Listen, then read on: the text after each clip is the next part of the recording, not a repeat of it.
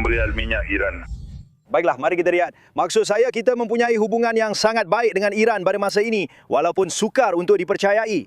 Dan saya rasa ia adalah gabungan kira-kira 4 minggu pengeboman dan satu sekatan yang sangat kuat. Sekatan itu mungkin lebih kuat daripada pengeboman jika anda ingin tahu.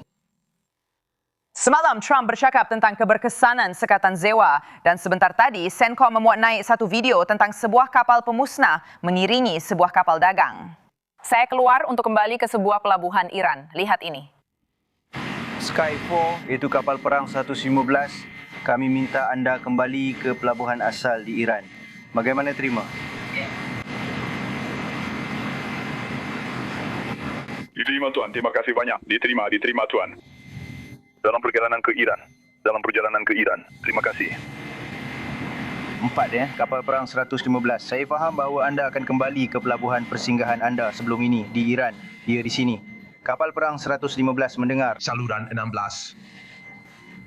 Ini sangat menakjubkan mendengar pertukaran ini dan jawapannya. Saya akan kembali ke Iran sekarang. Ya, mungkin itu idea yang sangat bagus. Bersama kita sekarang ialah Mark Montgomery, penyelidik kanan di Yayasan Pertahanan Demokrasi dan Laksamana Madya Bersara Tentera Laut Spenera. Laksamana Madya yang berpengalaman di rantau ini. Gembira dapat berjumpa anda semula, Laksamana. Terima kasih kerana sudi bersama saya. Tajuk utama pagi ini ialah pengumuman daripada Menteri Luar Negeri Arakshi bahawa selat itu kini dibuka. Presiden Trump baru sahaja memuat naik di Truth Social. Iran telah mengumumkan bahawa selat Iran kini dibuka sepenuhnya dan sedia untuk dilalui. Terima kasih. Apa reaksi anda terhadap perkara ini, Laksamana? Jika itu benar, ini adalah berita baik. Saya akan mengambil hampir semua perkara yang saya dengar daripada pentadbiran Iran dengan berhati-hati. Da Guarda Revolucionária Islâmica. Jika itu benar, kerana mereka sudah pernah berbohong, berdolak-dalik, anda tahu, melengah-lengahkan. Disembunyikan selama 47 tahun, jadi kita perlu berhati-hati di sini. Jika benar, ini membuktikan bahawa sekatan itu sangat berkesan. Embargo itu menahan antara 13 hingga 15 bilion dolar sebulan dalam bahan api Iran. Kira-kira 300 bilion setahun. Yang sangat diperlukan oleh Iran untuk membina semula negara selepas 45 hari pengeboman ke atas asas industrinya. Sekatan itu memberi kesan yang diinginkan, iaitu mengubah dasar pengawal revolusi Islam IRGC dan jelas menunjukkan siapa yang menguasai Selat Hormuz. Amerika Syarikat apabila mereka mahu mengawal aliran melalui Selat Hormuz. Ya, Iran memutuskan bahawa menyekat selat itu adalah alat tekanan terbesar mereka, tetapi mereka sedar melalui rundingan yang sangat sukar dan realiti itu sendiri bahawa mereka kehilangan ratusan juta dolar setiap hari dengan sumber paling penting mereka. Ekonomi mereka sendiri yang sudah tentu menyokong pertahanan dan pembinaan semula mereka. Saya tidak pasti sejauh mana mereka peduli dengan ekonomi yang teruk yang dihadapi oleh rakyat Iran, tetapi saya sering memikirkannya. Pada pendapat anda, berapa banyak tekanan yang telah dikenakan oleh China ke atas rakan-rakan mereka di Iran dalam perkembangan hari ini? Itu soalan yang sangat bagus. Secara sejarah, China adalah aktor yang pasif dan mengelak daripada tanggungjawab antarabangsa sejak tahun 1949. Namun, ini mula menjejaskan imej mereka. Ini menyakitkan mereka dalam jangka masa panjang, bukan kerana China memerlukan bahan api. China mempunyai simpanan yang kukuh dan banyak arang batu yang tersedia. Mereka mempunyai tenaga bolen diperbaharui dan tenaga nuklear, tetapi China memerlukan ekonomi-ekonomi lain untuk terus berkembang. Ekonomi mereka berorientasikan ekspor, jadi mereka tidak boleh. Jadi, China berada di bawah tekanan ekonomi akibat kesan balas dari ekonomi-ekonomi lain. Jadi mereka mungkin telah memberi tekanan kepada Iran. Mungkin. Saya rasa dia adalah pemain penting, mungkin tidak. Tetapi faktor utama adalah apa yang dikatakan oleh Presiden. Anda tahu, kempen pengeboman beliau diikuti dengan pemotongan pembiayaan. Jadi anda tahu, apabila kita melihat apa yang berlaku dengan AI yang merupakan kepakaran anda dan memikirkan masa depan, itu adalah situasi ketenteraan yang agak konvensional dengan kempen pengeboman dan sekatan. Apa pendapat anda tentang apa yang akan dilakukan oleh Iran dan penawar revolusi untuk terus bertahan? Ke arah mana mereka akan beralih sekarang sebagai strategi kuasa? Mereka perlu menganalisis ancaman asimetri. Mereka sudah cuba cara tradisional, mendapatkan peluru berpandu balistik jarak jauh dan sederhana, senjata nuklear atau peluru berpandu antara benua jarak jauh. Itu adalah senjata nuklear, kita telah menghalangnya. Jadi saya rasa sekarang mereka akan menganalisis lebih banyak alat cyber, biologi dan alat proses biologi.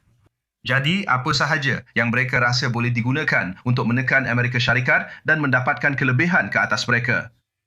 Adakah serangan cyber mereka berkesan terhadap satu syarikat sahaja di Zewa? Dalam 45 hari terakhir, bukan terhadap sektor-sektor seperti China dan Rusia. Air dan tenaga memberi kesan kepada seluruh sektor. Ya. Sebab itu kita perlu memberi perhatian kepada perkembangan baharu ini dan program AI, pada dasarnya program penggodaman yang kini sedang dilepaskan di pelbagai tempat dan kita akan lihat apa yang akan berlaku seterusnya. Laksamana Montgomery, terima kasih. Gembira anda berada di sini. Mari kita lihat pasaran dan lihat ke mana arah tuju keadaan di sini.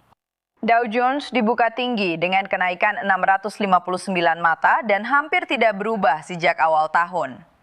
Tetapi berita daripada Menteri Luar Negeri Iran bahawa Selat Hormuz masih dibuka, seolah-olah kebuntuan dengan Iran telah diselesaikan.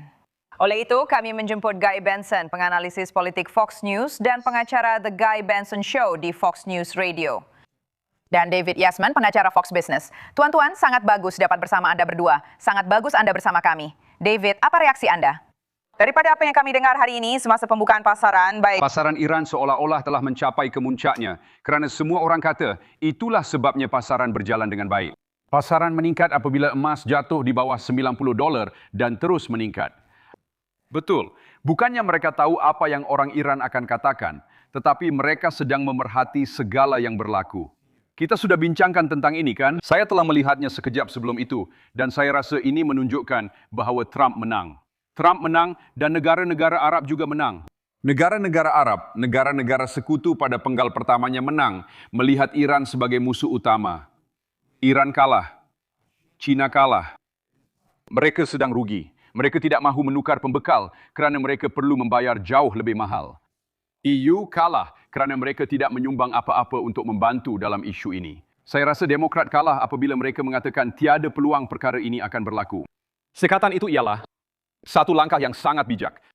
Donald Trump ini telah menyatukan Amerika Syarikat dengan China dan EU yang kebetulan tidak mempunyai bahan api penerbangan yang mencukupi akibat sekatan itu. Jadi langkah yang baik. Pada akhirnya anda mungkin boleh buktikan yang anda betul, tetapi perang itu belum tamat. Cuma ada beberapa perkara yang perlu diberi perhatian.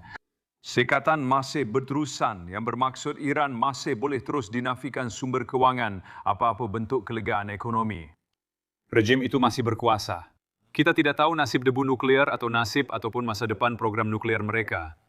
Kita tahu bahawa gencatan senjata di Lubnan antara Hizbullah dan Israel adalah sangat penting untuk Iran. Ia berkuat kuasa mulai hari ini selama 9 hari dan masih berjalan 10 hari secara keseluruhan. Guy, di mana awak rasa kita berada sekarang? Begitulah, adakah awak di pasukan David? Saya setuju dengan David. Sekatan itu merupakan kejayaan ketenteraan yang besar oleh isi Kors Benewa dan satu langkah cemerlang oleh pentadbiran Trump. Saya juga bersetuju bahawa pihak Iran telah berundur dengan ketara di sini. Dengan itu, Untuk mengulangi apa yang dikatakan oleh salah seorang tetamu Anda sebelum ini, saya menerima segala yang datang dari Iran dengan penuh waspada. Mereka banyak berkata-kata dan sentiasa berbohong. Jadi, kita perlu percaya, tetapi juga perlu menyemak. Dan walaupun perkara ini nampak telah diselesaikan secara positif dan pasaran sangat menyukainya, isu-isu asas dan tuntutan pentadbiran masih kekal sama dan sehingga kini belum dipenuhi. Jika orang Iran benar-benar mahu menamatkan perkara ini secara kekal dan mempunyai peluang untuk rejim mereka terus hidup, yang saya harap tidak akan berlaku, tetapi jika mereka mahu perkara ini lenyap dan mungkin menjadi sebahagian daripada dunia biasa, boleh dikatakan begitu, mereka perlu meninggalkan sepenuhnya program nuklear mereka. Sepenuhnya. Mereka perlu melepaskan apa yang dipanggil oleh Trump sebagai debu nuklear.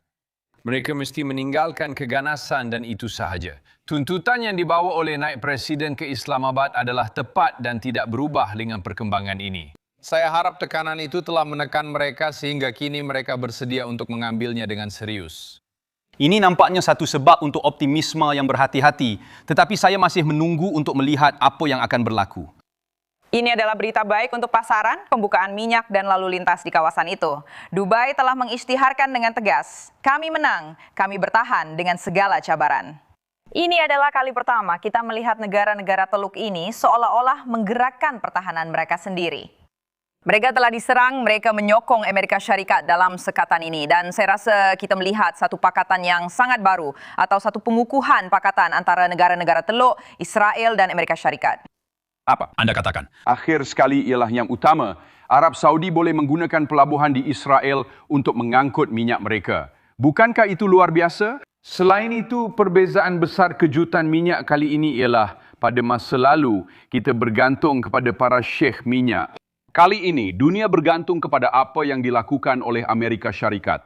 Dan Amerika Syarikat telah menjadi pembekal utama tenaga dan penggerak untuk seluruh dunia. Satu-satunya orang yang masih menderita adalah rakyat Iran. Ramai daripada mereka masih dipenjarakan. Ramai lagi yang sedang menunggu giliran untuk dihukum mati di jalan-jalan Tehran. Dan mereka mahu rejim ini berakhir. Mereka mahu semua ini melukai rejim itu dengan begitu mendalam sehingga mereka tidak dapat bertahan, Guy. Itulah harapan, itulah matlamat rakyat Iran.